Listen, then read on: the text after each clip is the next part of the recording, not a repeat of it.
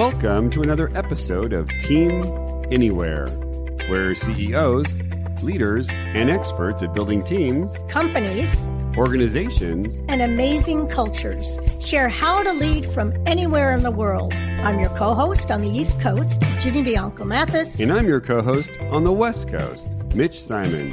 And we invite you to join us to Team Anywhere.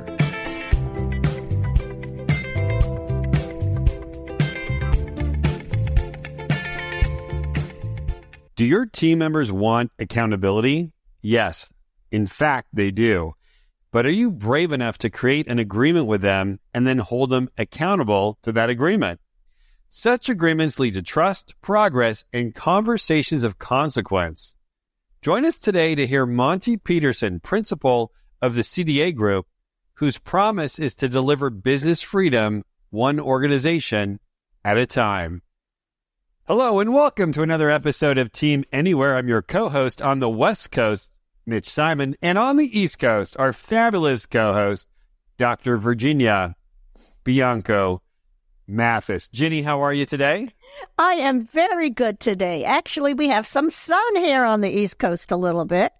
Well, great. We are going now into rain for a week on the West Coast. That's probably why we'll fall into the ocean. It's not about the weather. You have an incredible guest, Monte Pedersen, don't you? Yes, I do. So Monte is a consultant in the areas of execution management, strategic planning, team engagement, clarity, alignment, performance accountability. And why I love this is because he uses a system that links all that together, as opposed to what sometimes we do as consultants, throw mud at the wall for each one of those things one at a time. So we're going to talk about those connective links. It's a holistic execution management framework that aligns the senior leadership with the front line. And Monte is coming to us today from Illinois, and he's the principal of the CDA Group. Welcome. Thank you, Jenny, Mitch. It's a pleasure to be with you. Thank you.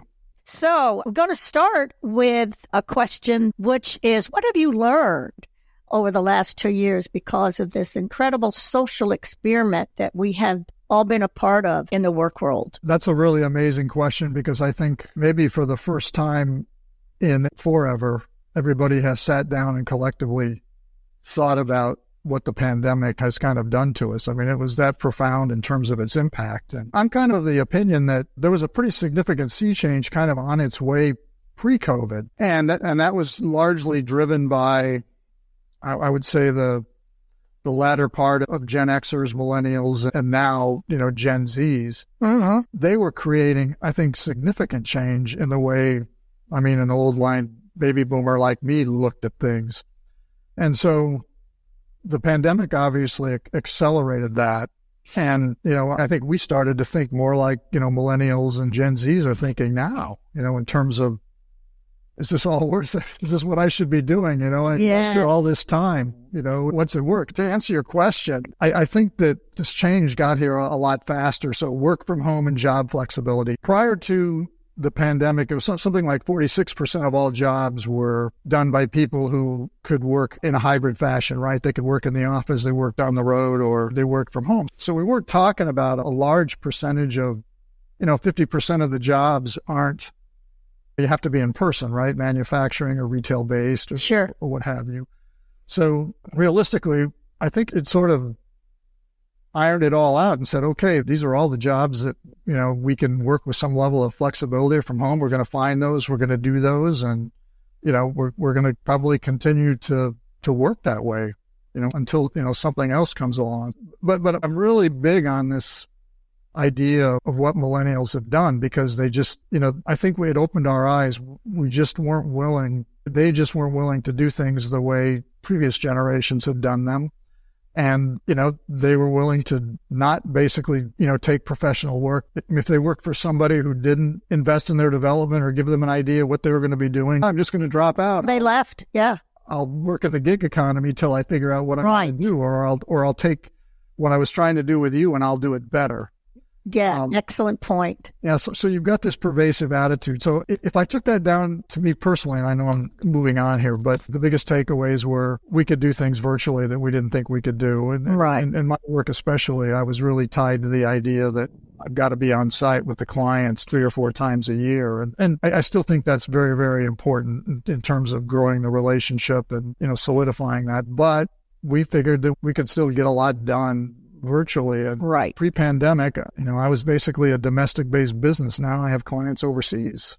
Exactly. I just found myself doing things that I never thought I would be doing. And I think, the enhancement of the technology all enabled that to happen. Exactly. I think we all could say that. We found ourselves doing things we didn't think we could. So you are in the whole business of, the leadership and strategy in particular. Before we get to the specifics of the system, share with me what attracted you to something like the KeyneLink Performance Methodology. What did you see happening when you went out into organization and said to yourself, boy, we need something more here? It was really the culmination of a couple of events at the end of my first career. This is a second career for me, basically. I spent 34 years in an industry, and towards the end, it got pretty rough. The industry was highly commoditized. I basically came into contact with KeyneLink and execution management through one of my client locations that they were basically using it. Mm-hmm. And so I had an opportunity to work with it as a client for 3 or 4 years. And I just kind of walked away saying to myself, and I knew the end was getting close for my first career.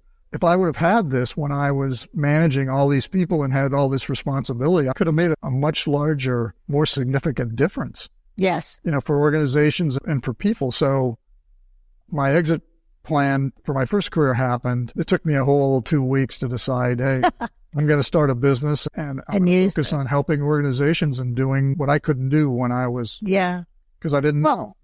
So then you did. Share with us what this system looks like. It might be great if you did an example. So there's a company and they're doing strategic planning. Start there. Yeah, that's a good place to start because the reality of most strategy execution management theories, I guess, is that people don't understand how it's done or how it's supposed to be done. For example, people use the term strategic planning and there's really no such thing. You have strategy and you have planning. Strategy is the formulation of your idea. So it's a theory, it's a guess as to what we think we can do. And planning, we all know, we're very, very comfortable with. And so we kind of tag those two things together, but in reality, they're two totally separate things. So you just have all of these different organizations out there that do it their own way. And most of it is not effective in terms of how they do it. And so the idea behind KeyneLink and execution management is that you're basically taking strategy and execution and you're thinking of it as one and the same. You can't execute without a strategy and you can't do strategy really well without solid execution. So we've got really a resource or a tool that helps organizations align the daily tasks and activities of everybody on their team with the strategic objectives of their organization. So let me give you an example. So we take and we create a set of initiatives, call them strategic objectives at the highest level of the organization that we want to achieve. And most of the time, what an organization will do is they'll just depend on their leadership at each level, right, and their expertise to kind of take that down and translate it throughout the organization. Well, if you create a strategy at the top by people for the top at the top, essentially everybody at the top understands it, but nobody below it does. And so you need a mechanism that gets the whole team focused on having the right strategic, point of view. What are we trying to accomplish?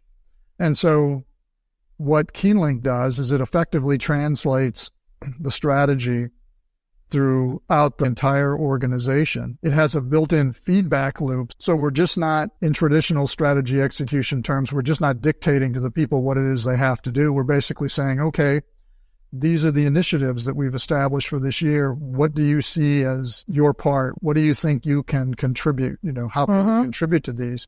And then they give their perspective and their opinion back.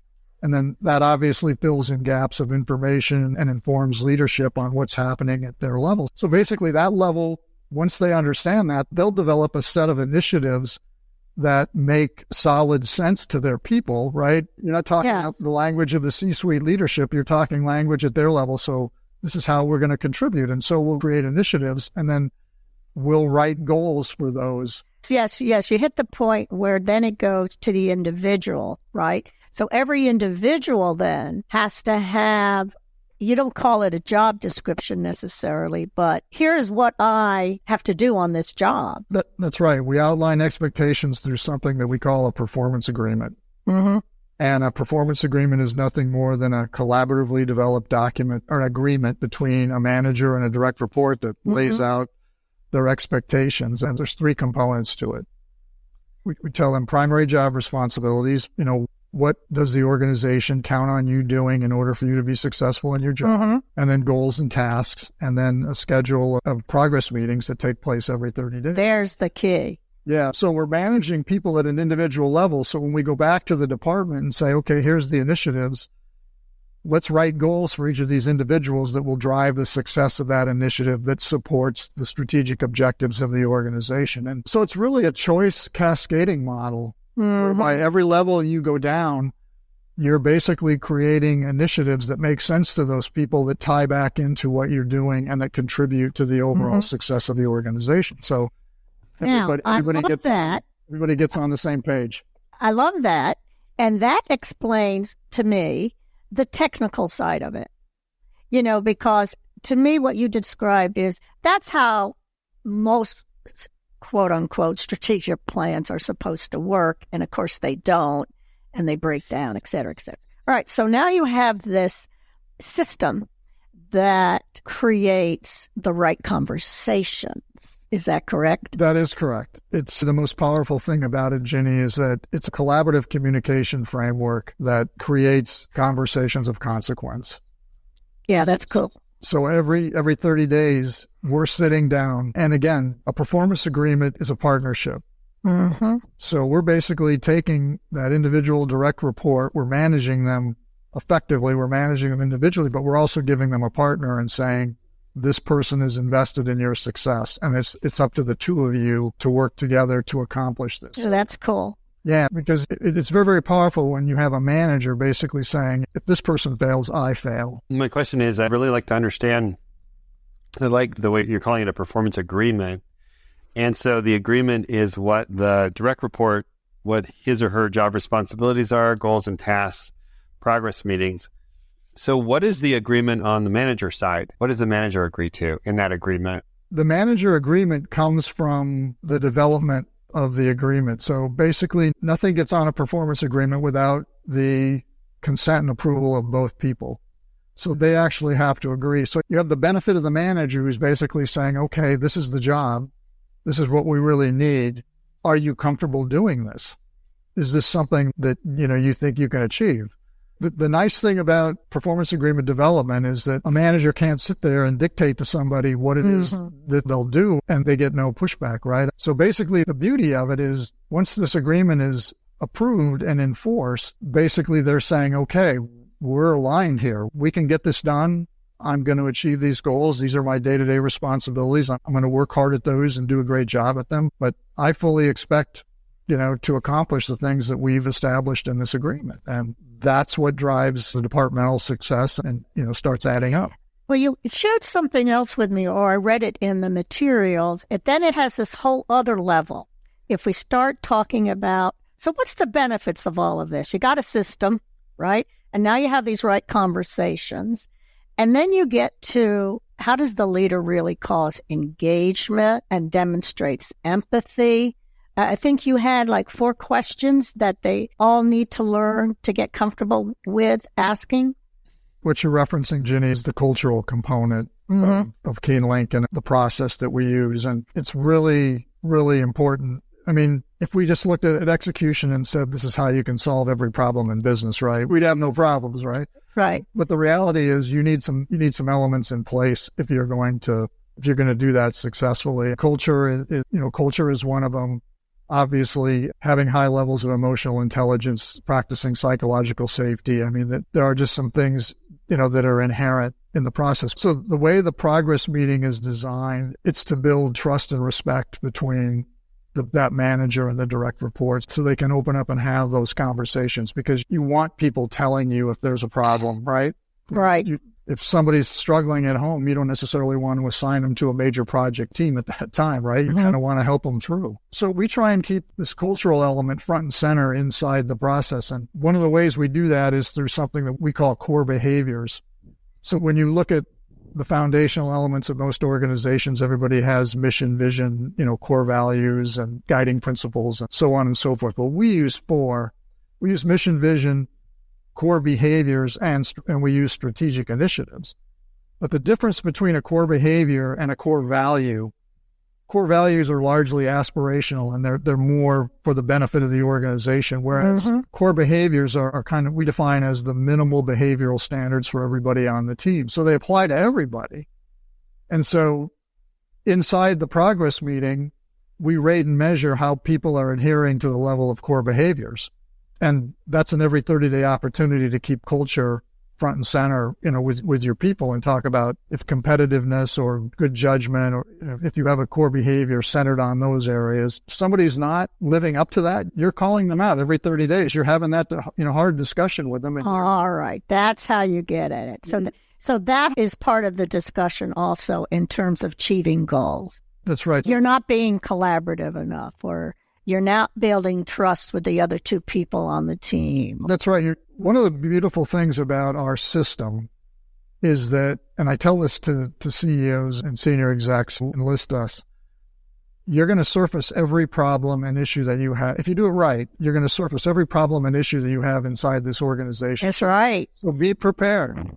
But the net of that is when you get those things surfaced, the drama, the politics, the BS, I mean, it all goes out, because anybody can call anybody out at any time. And that's just a thing that's so lacking in business today. And so now the killer question is, how does this translate into the new environment of hybrid and virtual? I've been asked this question before, and I've thought about it a lot. And the reality is, it really doesn't matter whether it's hybrid or virtual, because you're asking the right questions. You're having the right conversations, and people treat each other the same way, whether they're behind a microphone and a computer screen or if they're sitting right there in your office. Because you have those behavioral codes too. I think that is such a fabulous layer. And all 3 layers now are linked, because you put it on all of your LinkedIn stuff, which I love, by the way. Being authentic and asking those powerful questions and demonstrating empathy are the kind of behaviors that are being demanded right now because of having hybrid, virtual, sitting side by all of it. Yeah, we have to think differently, right, in terms of how we lead our people. I would contend that people aren't that hard to lead, right? They just want to know what's expected of them, and they want you to be honest and listen to them. Yeah, and obviously have empathy for them and work with them when they have tough times, and give them a pat on the back when they do well. Right. It's not a complicated formula by any means. Well, except now let's throw the ringer in. You have a leader or you have a manager further down, and they're not doing a good job with this. I mean, they're just checking off the boxes. Yep. So what do you all do? Well, shoot them into space. The fortunate thing, there's an element when people first see KeyneLink and see execution management, at least in the way we do it, that it's a little bit big brotherish, right? That it's this oversight. But we position it more as general accountability, but that still means there's accountability.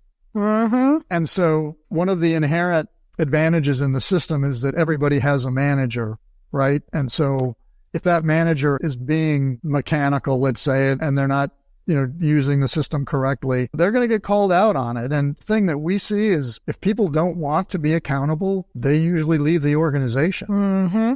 Yes. So it's just really nice when, you can sit down with that person and say, okay, you've been fairly rigid in your management approach. What's driving that? What can we do? What can I do to help you get better at that? There you go. You're giving them every possibility and chance to succeed and do well. I mean, let's face it, right? We're having significant issues with turnover and job satisfaction. Yes, absolutely. It's like, you can do yourself a lot of good by, just talking to people. Yes, making it discussable, and the system allows that. So they'll generally either fix the problem or they'll weed themselves out.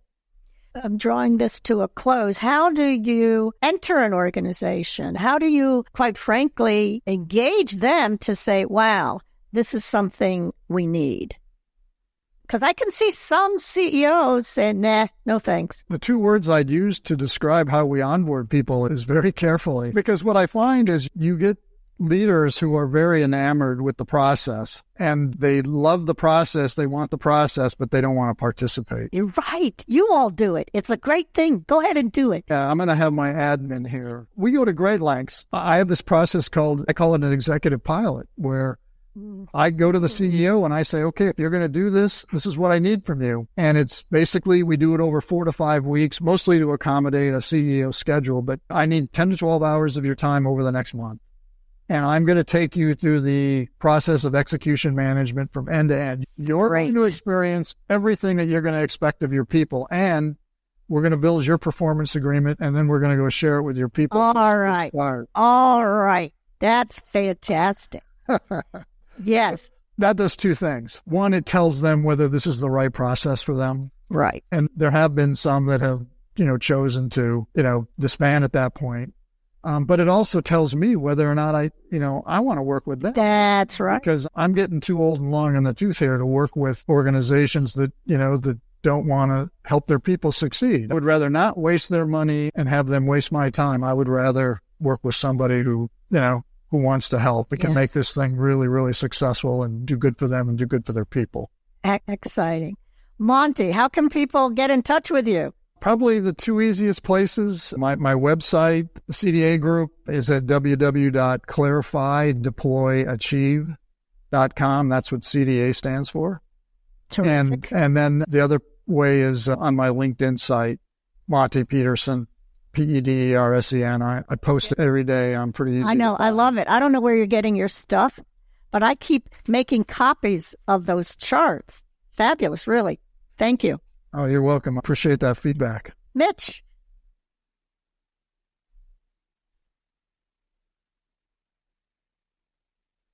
I've been taking a lot of notes, and what I like is you have a system for helping people become accountable, and it's through an agreement. And I like that.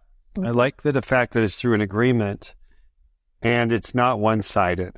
Yeah. And that just makes sense. It just makes sense. It makes sense in a time right now where people want honest conversations and they want to know really what they need to be doing. So I really encourage people to reach out to you and understand your system for execution management. So thank you, Monte, for coming into the studio today. Thank you, Ginny, for co-hosting as always. And thank you to our listeners. Please share this episode with your friends, your family, your colleagues, and we'll see you next time on our next episode of Team Anywhere.